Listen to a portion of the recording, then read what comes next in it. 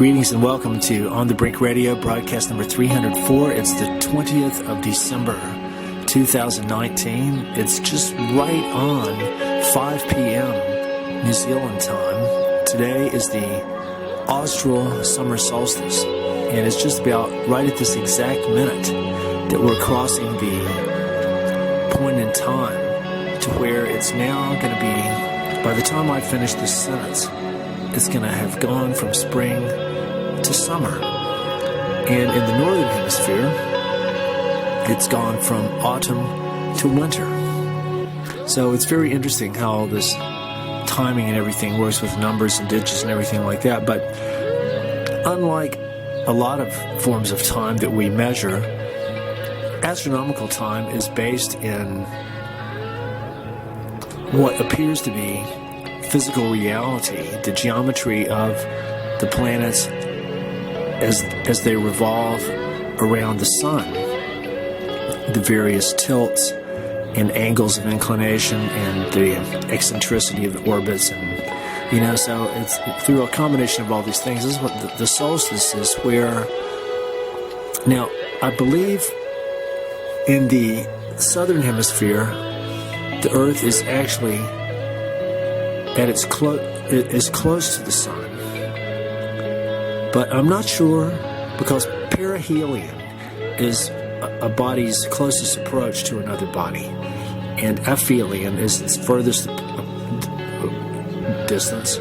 So I'm not sure if the solstices and the perihelions and aphelions occur at the same time. I don't think they do, but it's the angle of inclination, because the perihelion every year is different. So there's the minimum perihelion and the maximum aphelion, is the closest that the Earth ever gets to the sun, based on, I guess, what we've experienced or measured and more likely extrapolated to believe to be the case, based on the constancy of existing patterns. So it's quite complex, but anyway, what it boils down to is that here in the southern hemisphere, today is the longest day of the year, with probably the earliest sunrise and the latest sunset. And in the northern hemisphere, it's got the latest sunrise and the earliest sunset. So the longest amount of daylight in the southern hemisphere, and the shortest amount of daylight and the longest night in the northern hemisphere. So from now on, it'll shift. Back and down here, the days will start getting gradually shorter. And in the northern hemisphere, the days will be getting slightly longer. And in the northern hemisphere, it's in the dead of winter, but with the weather situation being like it's been in recent years, who knows what it might be like. It could be 70 degrees in Boulder, Colorado. It's actually a beautiful day down here. I'm in reasonably sunny and warm Nelson, New Zealand, which is in the northern, sort of the eastern Golden Bay region of the northern part of the South Island, Te Waipunamu, Aotearoa, which is the Maori name for New Zealand. I've been back a week from yesterday. I flew back from Sydney. So this show is called Solstice Greetings from the South Island of New Zealand, being here now during a sacred moment in time. And I was very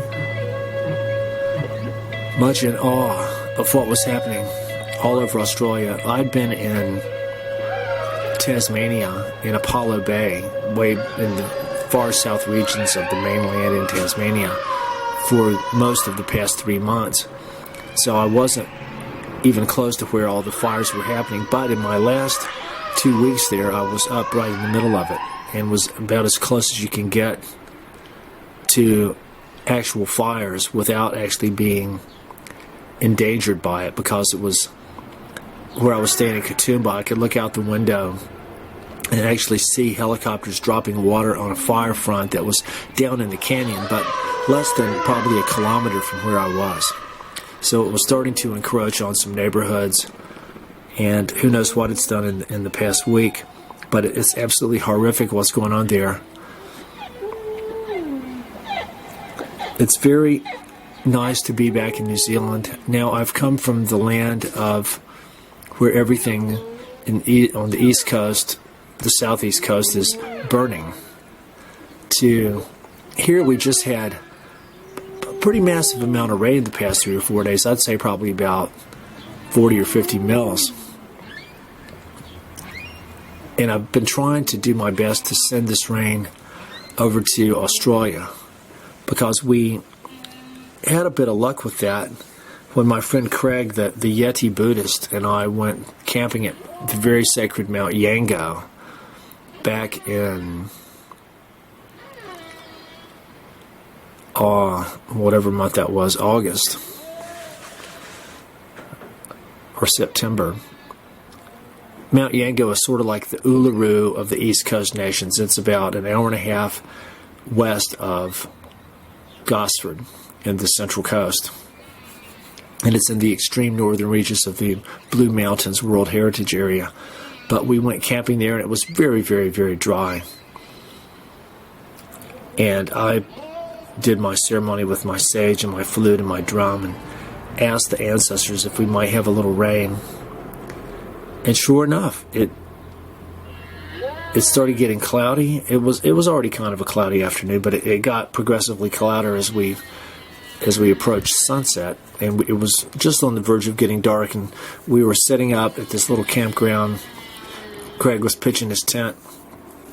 We were getting ready to have some tea, and just almost within a minute of when Craig finished setting up his tent, a few little drops of rain started falling. So the rain started falling, and it fell and fell and fell very gently through the night and kept on going for several days. And this was the first rain that area and that whole surrounding area had in like 3 months. So I wasn't trying to take credit for it, but it was just a synchronistic occurrence that it happened. Well, I tried to do that again last week in the Central Coast, but I don't know if it brought any rain to that area. But I wasn't actually at Mount Yango. I was at Gosford, which is a good distance away. But there's so much climate change hysteria going on, and now there's sort of like they're constantly updating the spin and mutating the vocabulary. So now it's rapid anthropogenic climate change. But, I'm constantly pointing out the flaws, the logical and scientific errors and flaws, and the contradictions and, in fact, oxymoronic nature of rapid climate change, because climate, by its very definition, is changes in weather patterns over a long period of time. So, in other words, rapid climate change would be like saying I haven't found the perfect metaphor or simile, but it would be like if you could see the hour hand moving on your clock like the second hand. That would be like rapid climate change. It would be that. It wouldn't be... In other words, any weather patterns that change rapidly is not climate. Climate is something that has to be where, by definition, climate is a pattern that has sustained itself for long enough to be recognized as a temporally stable pattern. And there's not a specific number of years or decades or centuries that a climate pattern must maintain itself. But it's not anything that changes in a few years, or even less, a few months or weeks or days or hours, is not climate.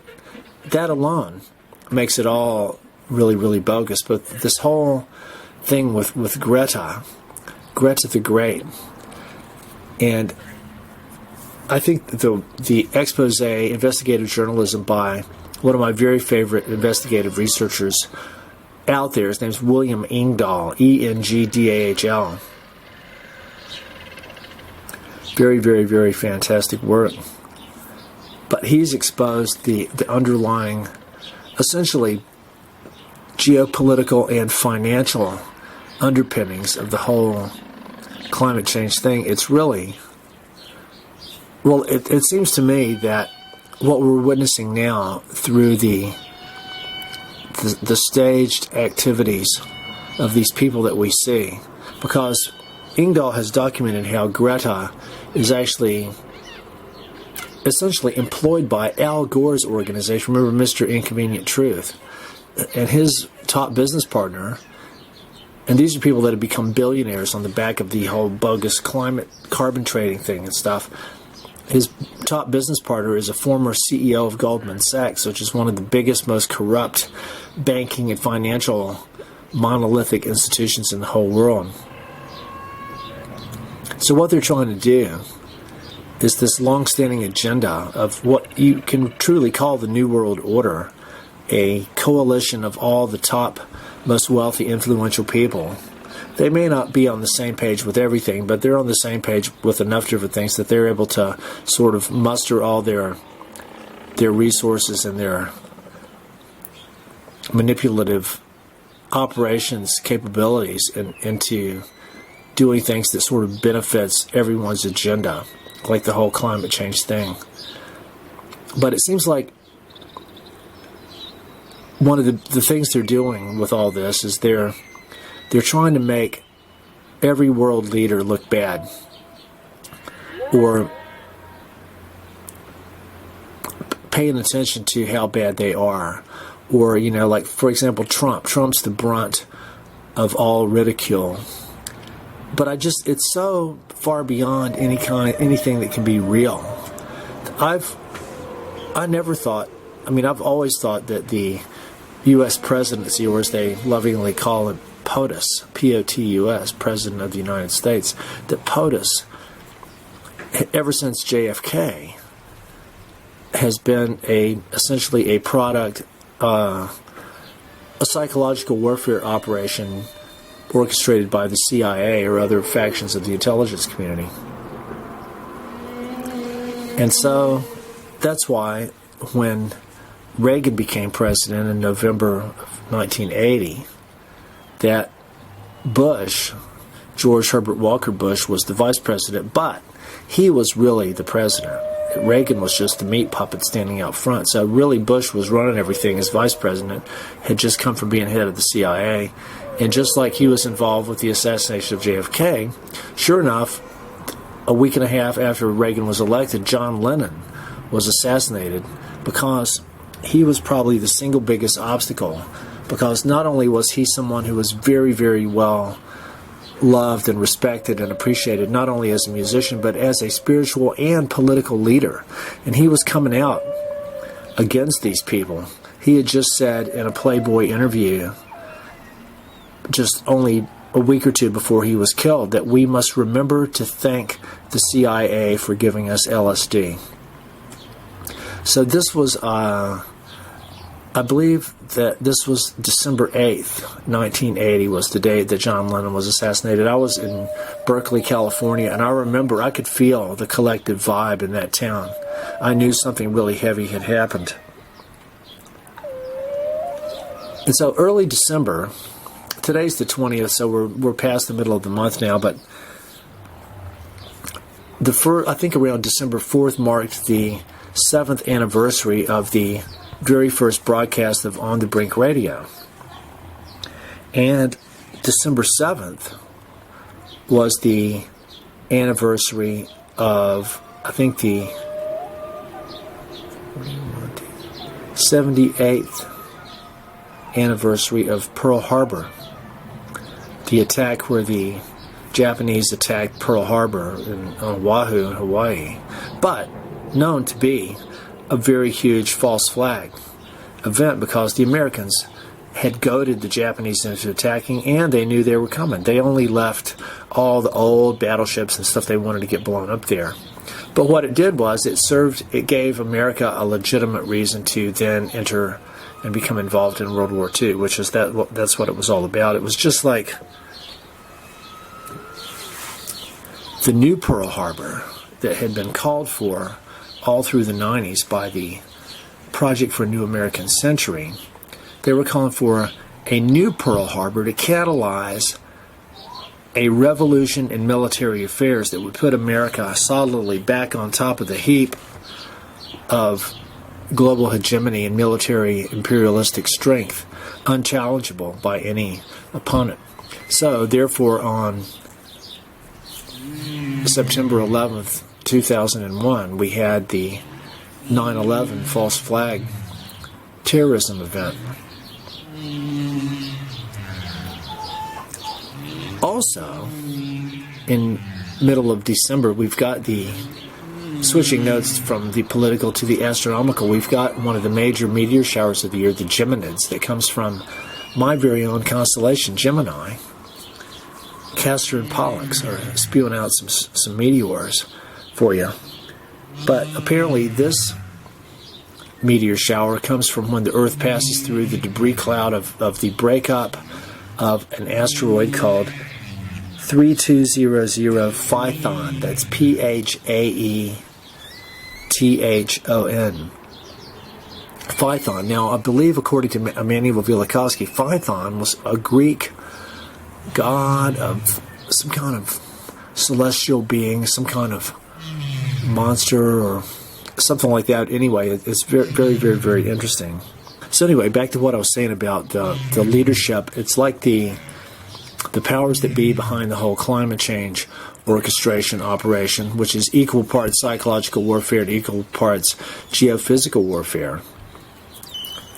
They want to make every world leader look bad, as if probably a lot of them are put there by design just so that this can happen, or they're made out, they're coached into acting as if they're the biggest assholes in the world, just completely ineffective, incompetent,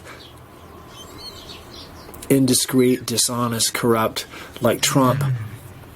That I saw, I mean, this is if you can believe all the stuff you see on social media like Facebook and stuff, but, just stuff I see, I take it all with a grain of salt, but, you've got apparently 800,000 people out in the street in France protesting against Macron. Okay, there you go. You've got all the hysteria about Trump in recent months, and now even the House has voted to impeach him. So that, all it is a dog and pony show that gets people, they go, oh, he's going to be impeached. It doesn't mean he'll be removed from office. Impeachment doesn't mean that. Nixon was impeached, and he actually resigned. But who knows? I mean, it's all a joke. So what Greta's calling out for? Oh, and Scott Morrison in Australia. Oh my God, the guy skips off to Hawaii right in the middle of the most vicious bushfires that Australia's ever seen in modern times, and he's doing stuff like refusing to call in extra help, refusing to pay the volunteer workers. I think he did accurately admit that there is no credible scientific evidence that proves that Australia's carbon emissions have anything to do with these fires. And I must agree with him. I think that that's true. But he's guilty of what George Orwell, a.k.a. Eric Blair, his real name, said, that the biggest form of lying is omission. So he never made any mention, as far as I know, about the possibility of geophysical warfare technologies be involved in the environmental devastation happening in Australia or anywhere else. So here I am sitting here while all my friends in Eastern Australia are breathing massive amounts of smoke. I tend to think that, like, I keep in touch with my friends there because I love Australia, and I talked to my friend there a few days ago, and she said that the smoke wasn't nearly as bad as the media was saying. You saw the general tendency I've noticed is that whatever the media is portraying, no matter how bad they're saying it is, it's not quite that bad. I mean, sure, if something's burning up, somebody's house is burning up, or some koalas or something like that, that's horrific. Even if it's just one house, one person, one tree, one koala. And so all of that, it's absolutely horrific. And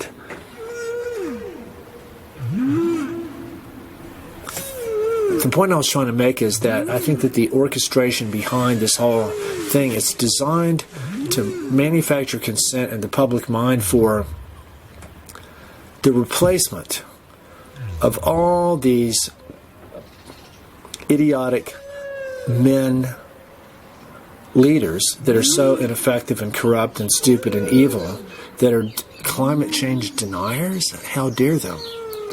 And the leader of every country, the guy in England,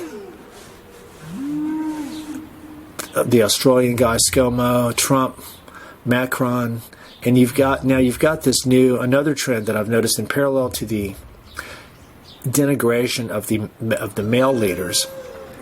You've got the rise of the young girl, the young woman leadership, and you've got Greta, and you've got that Cortez chick that was doing the Green New Deal. She also works for Al Gore's organization. And you've got other ones that are sort of like clones of Greta, all these young teenage climate change activists and stuff that are basically spewing pre-digested rhetoric that really it's quite vacuous. I analyzed one of the talks, and it's like this was a talk by some scientists. You could tell they were scientists. Why? Because they had their white lab coats on, just to make sure you knew they were experts in their fields. They were demanding action. And in this short article, they used the word action like 5 or 6 times. Action. We must take action. We must demand action. And I go, but they don't say to do what, or who's going to do it. And so this is what the public mind is being corralled into accepting the existence of, is some kind of organization. I don't know if it's going to be military or if it's going to be kind of like a green police. I've actually thought back on a film Alex Jones made about 10 years ago called Endgame. And it was actually, a lot of the stuff he was talking about actually seems to be coming true. He talked about the existence of a kind of a green police. So that's kind of what, we don't really see official green police with, environmental protection uniforms on yet. But that could be what's coming. That could be what all this call for direct action is going to lead to, is the creation of some kind of one world government, environmental police, state enforcement agency that's going to go around and make sure everybody's not emitting too much evil carbon dioxide, not burning too many hydrocarbons, not consuming too much electricity, not eating too much food.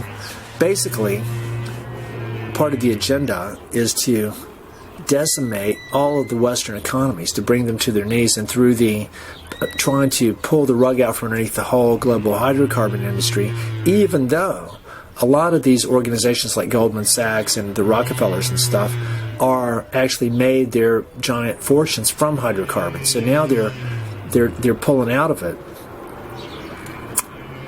But it's not about saving the earth. It's a financial reallocation of all these. Well, it's as abstract and sort of hallucinatory as possible. The whole thing with carbon trading and credits, and I somehow I didn't even realize that all still existed anymore. I thought it kind of got washed away with the rising sea level, which is another hoax. There's really not actually such a thing as sea level. But they're also, like my friend Claudia von Werloff, the Austrian academic professor who's a protege of Dr. Rosalie Bertell and very eloquent speaker about the truth of the whole climate change thing and geophysical warfare and the technotronic area of Zbigniew Brzezinski, which I see his blueprint being fulfilled day by day.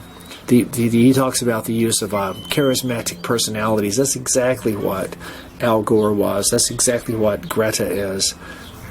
And they're carrying this message, kind of a nebulous mindfuck message to the public mind. But they want to. They're also, Greta's speechwriters are now poaching from the state-of-the-art literature that Dr. Claudia von Werloff writes. She's sort of addressing she uses the word patriarchy a lot to talk about how the world ruled and governed by men for thousands of years.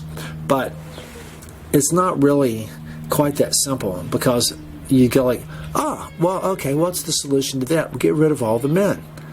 Just use them for their sperm, but don't let them do anything else. And then let women rule everything. And that's exactly what it looks like that they're trying to give the appearance of, with all the sort of the young, reasonably attractive women that are now the cabinet and leading executive body of Finland. But who knows if that's really true, or, what they're going to do, to me, the people we see in any government are not the actual decision makers. And why would these be any different? It's all about a dog and pony show that's trying to create what people want to see as a form of entertainment. So if people are disgusted with Trump and Macron and ScoMo and want all these people out of there, but they want to see them, they're happy to see them replaced with these beautiful young women that are articulate, with blonde hair, and they're pretty with their little short dresses and stuff like that, and they're going to talk about saving the environment and climate change this and climate change that. People are going to go like, now we're on the right track, and they'll just believe anything these people say. And I betcha they're going to go like, well, look, we've tried to get everybody to reduce emissions. We haven't tried to get people to stop breathing yet, but we've tried to reduce emissions from factories and automotive emissions and all this evil carbon dioxide. But it's just not working. So what we're going to recommend is that these scientists, those guys with the white lab coat, all these about 100 million scientists signed this official consensus document saying that they think that spraying a bunch of shit in the air, particulate aerosols, like with sulfur dioxide, like that comes out of volcanoes, this is going to reflect all the harsh, evil sunlight back into space and let the Earth cool, because it's so hot everywhere. And I think, and even though this chemtrails, as we call them, aerosol distribution of particulate matter, but really, chemtrails, the spraying of all this stuff from planes, it's like a hypodermic syringe. It could inject anything that can be aerosolized, can be sprayed from a plane. So who knows what it all is. But it's not water vapor, as many people cling to believing. So even though this has been going on for more than 20 years, and the atmosphere is already saturated with all this stuff, they want to, now if they make it above board, and everybody's going like, well, yeah, but we need this, it's okay. So then they'll just do it. It'll go to the next level of how much. They won't even have to pretend like it doesn't exist, though. People they'll be cheering it. They'll be going like, oh, look, come and spray some over our city, so we'll be able to, so we can be cool. There you go, that's it. They want people to feel like they're really cool. But this is the absolute worst thing that we could be doing.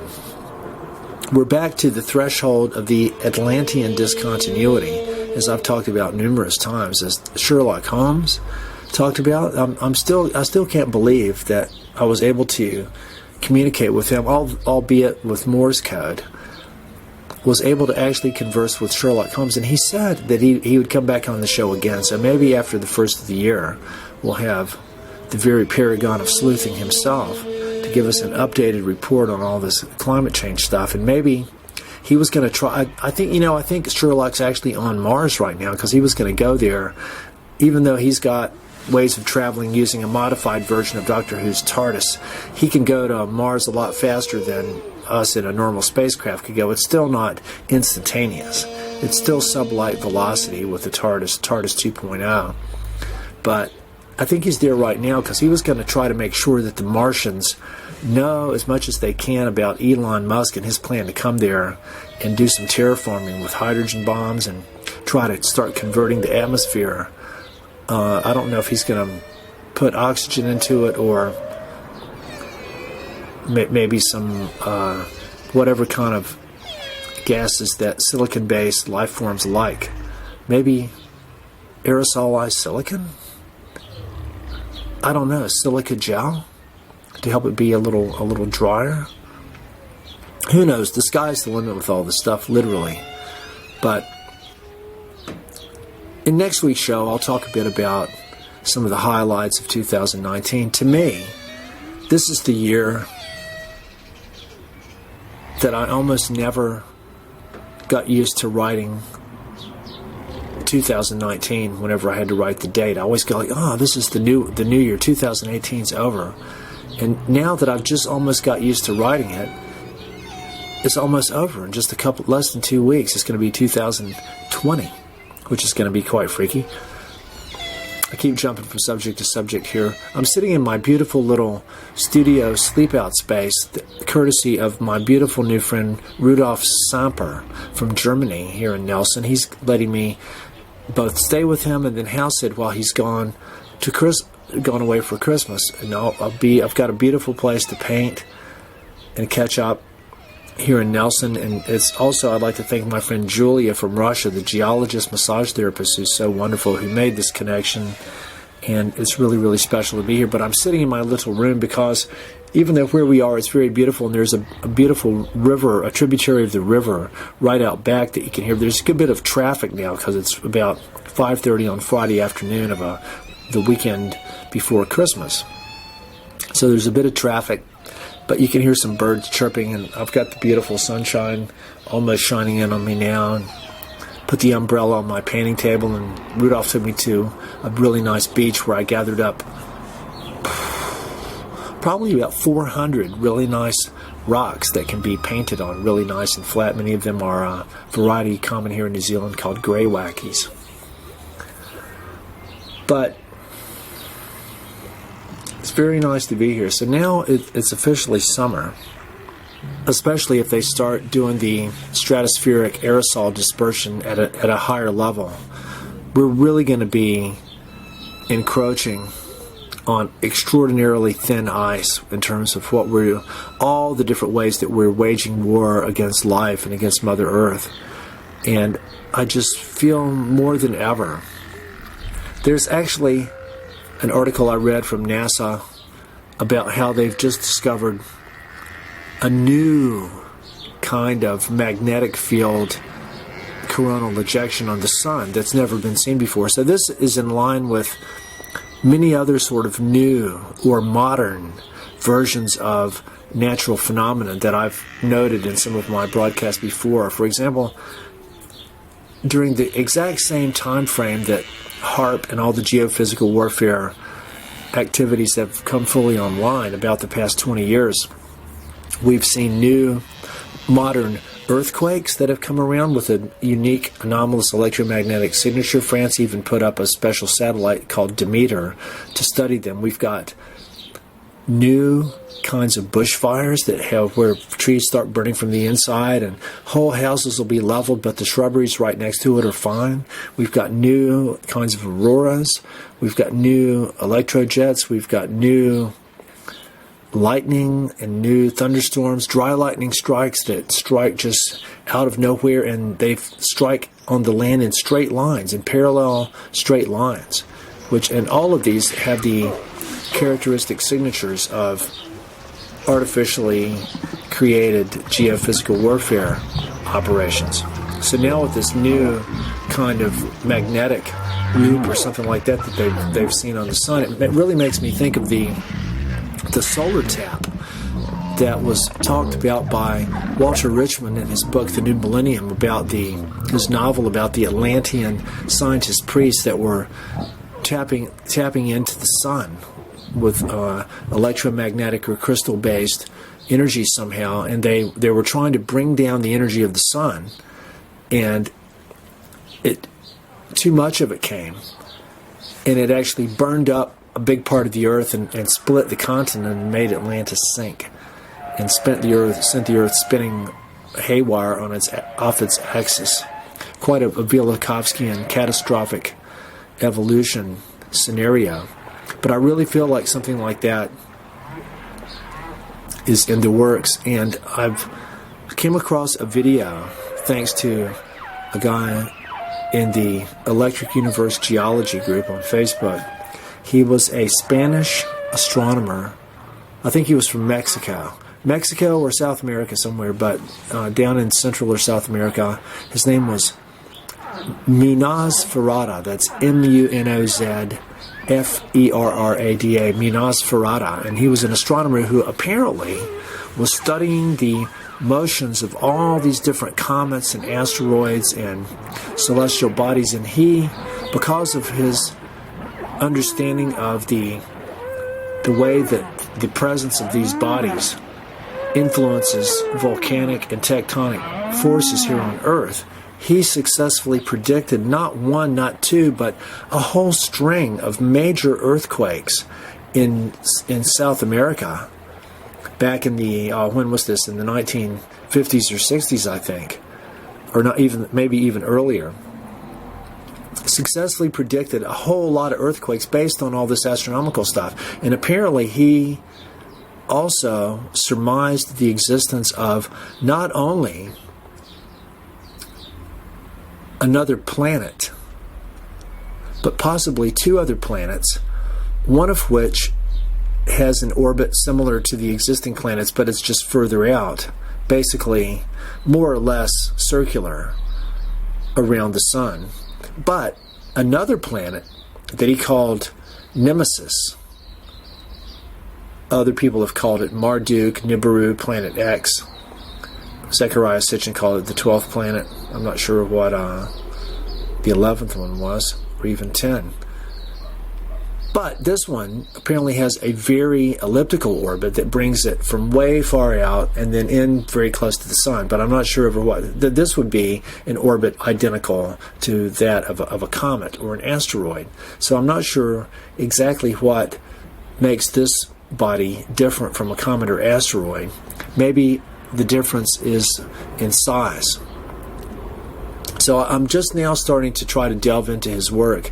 I saw a really cool YouTube video that showed some very interesting diagrams and stuff, but the second part of his hypothesis is that not only is there a 10th planet and then this 11th planet with the elliptical orbit that comes in close now and then, there's also a small brown dwarf star that's quite massive but invisible at optical wavelengths, that's not that far from the sun, and that the sun and this star are kind of like a binary star system that sort of, they rotate around each other or revolve around each other around a common sort of center of gravity, and that this planet Nemesis, its orbit and the way it behaves with the sun and the planets in our solar system has a lot to do with this other star too. So this is some very, very, very complex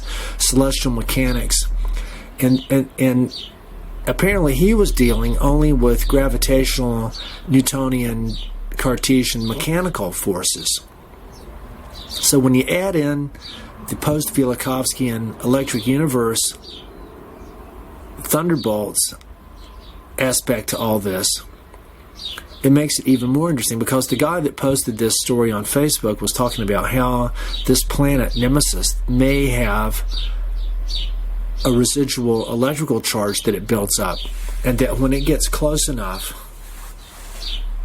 to planets as it's passing through the solar system, it might discharge.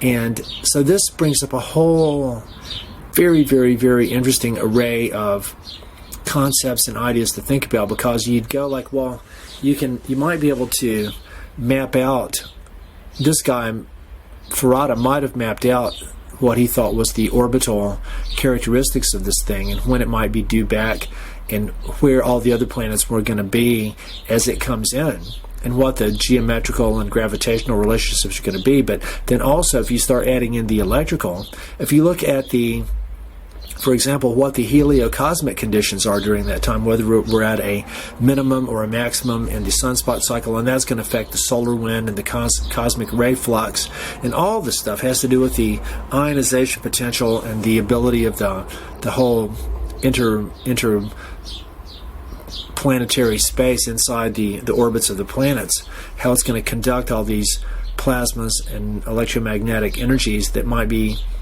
emanating and conducted and transmitted by this planetary body passing through. This would happen with every comet and asteroid, but if this thing is really big, it might have a huge charge on it. And so, to try to start looking into what the electrical conductivity of the planets are, because you'd think, like we know that Jupiter is almost like a small star. It emits a lot of radio waves that Immanuel Velikovsky actually predicted before they were discovered.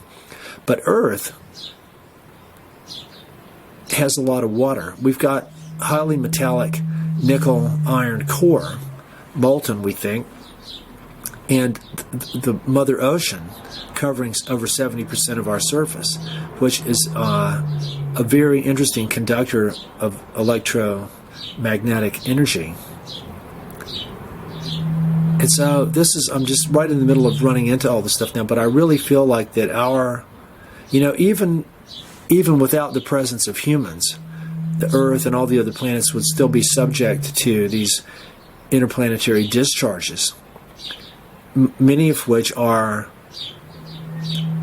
a lot of these electric universe scientists think that that's what a lot of craters on the Moon and Mars were formed by electrical action, not water erosion. So it's probably both and more.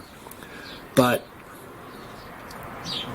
to understand what might happen, how we've affected the electrical conductivity of the Earth through all of our radio and microwave transmissions. This is just as a side effect of industrial civilization, and then all the nuclear stuff that we've done, and then now in recent decades the geophysical warfare with using intentionally aimed ionospheric heaters to manipulate the ionosphere, and even probably trying to mess with the sun and stuff like that. So we've thrown a wrench into the whole balance that might have existed before, and who knows how that's going to affect what might happen when a highly charged and gravitationally powerful body like a rogue planet, not to mention a large chunk of a comet like a daughter fragment from Comet Encke that comes around every 3.2 years.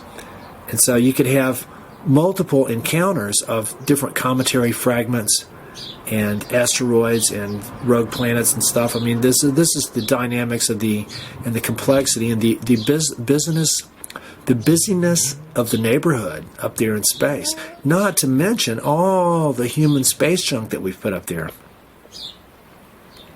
So anyway, this is very, very, very interesting food for thought. But we're coming up on the biggest holiday of the year, called Christmas. Everybody knows what that is. It's when Santa Claus comes down your chimney.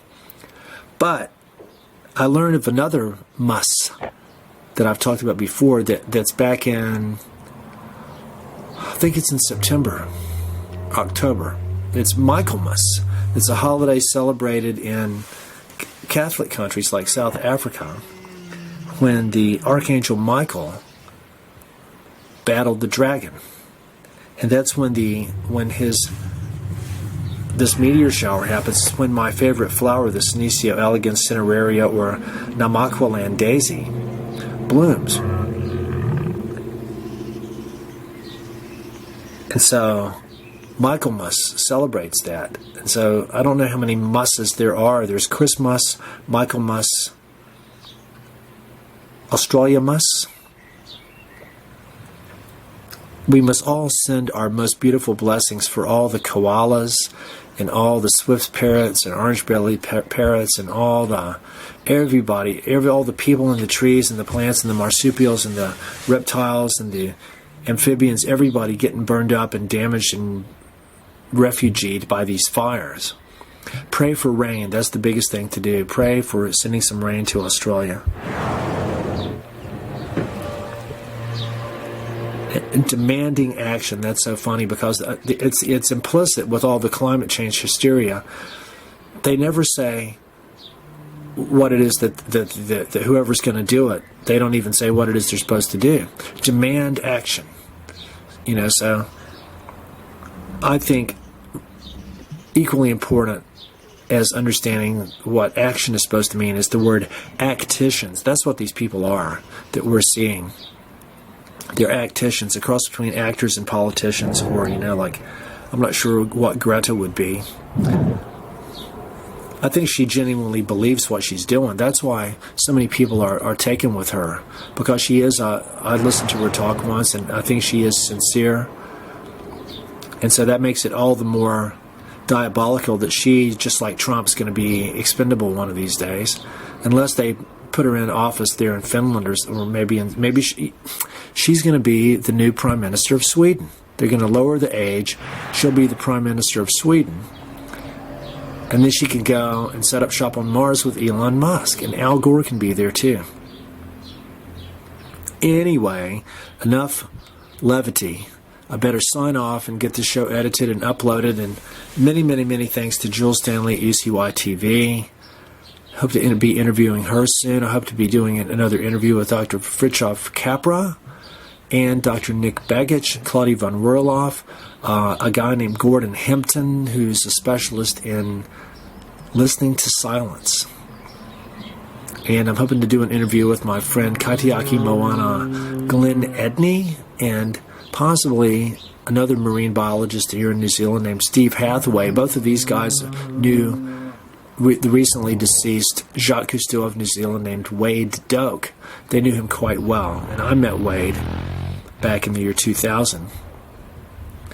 Anyway, this is Jeff Phillips Wefferson signing off from Te Waipunamu, Aotearoa, Kia ora, kia manuia, live long and prosper, keep it in the road, and remember, a little dabble do ya. Good day.